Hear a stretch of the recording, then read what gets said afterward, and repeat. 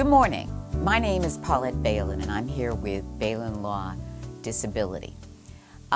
We are a full-service law firm and take pride in handling disability claims from soup to nuts.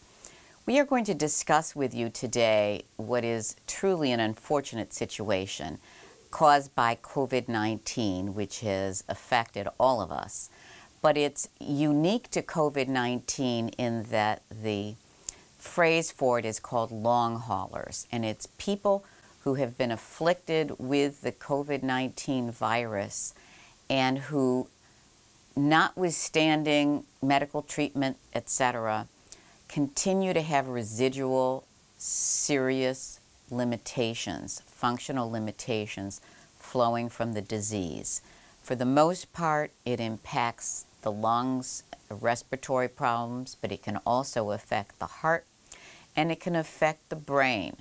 And as a matter of fact, not too long ago, there was a whole story on 60 Minutes about long haulers in the clinic in Manhattan that is specially created to help treat people afflicted with long haulers, because these are just normal people that get this virus and they just can't return to their normal functioning. It's really tragic, and we're here to help those people.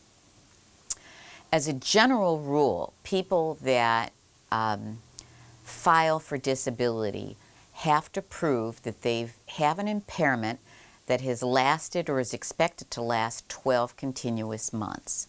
Now, many businesses have shuttered because of the closures by the governors of many businesses, and those people have been unemployed, and they are rightfully collecting unemployment benefits.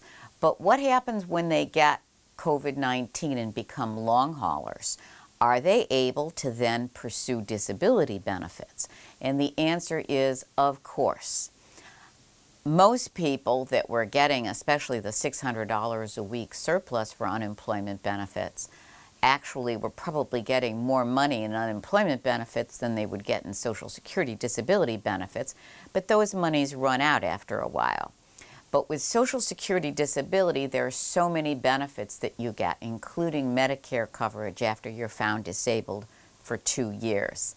There's an emergency teletype that Social Security has promulgated that tracks people that have indicated on their disability claims that they have suffered from COVID-19. The long haulers, however, are a unique subset of people that have been afflicted with the COVID-19 virus, in that they cannot function the way they used to. And in a way, it's not that different from any other disability claim, in that there's a 5-step sequential evaluation. You have to prove you're disabled.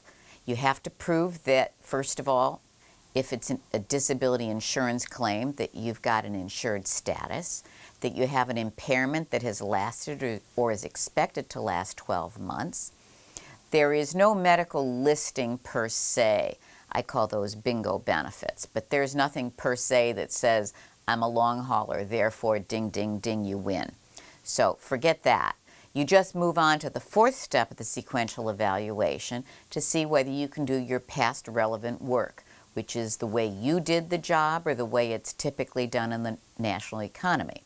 If you cannot do the job as you did it or the way it's done in the economy, then the burden shifts to Social Security to see, in light of the functional limitations that you have, what other jobs exist out there in the economy that you can do. And the problem with the COVID-19 long haulers is that the symptoms from it manifest itself in so many ways. You can have breathing problems. For example, if you had breathing problems before you were afflicted with the long hauler syndrome, you can imagine now your respiratory problems are even more exacerbated. Or there's what's called brain fog, where you just have memory loss and you just can't remember things the way you used to. Or you've got those drops in your cognitive abilities. You had a high-powered job and you just forget things. So clearly, the ramifications from the disease of being a long hauler can be enormous in terms of knocking out the past jobs that you've done and other jobs that exist in the national economy. So I would encourage any and all of you, if you have any questions about it, to contact us at Balin Law. We're here to help. We've been doing this for 40 years, and we have had a lot of good experience in this area, even though it is so very new. We've had quite a few clients come to us with these problems. As a matter of fact, we just had a TSA worker come the other day who can't go back to his job as a TSA worker because he's got really bad asthma and he can't be exposed to people. That's going to knock out his past job. But then, of course, we're going to have to address what other jobs that exist in the national economy for him. Thank you, and feel free to call us at 866-492-2546. Thank you.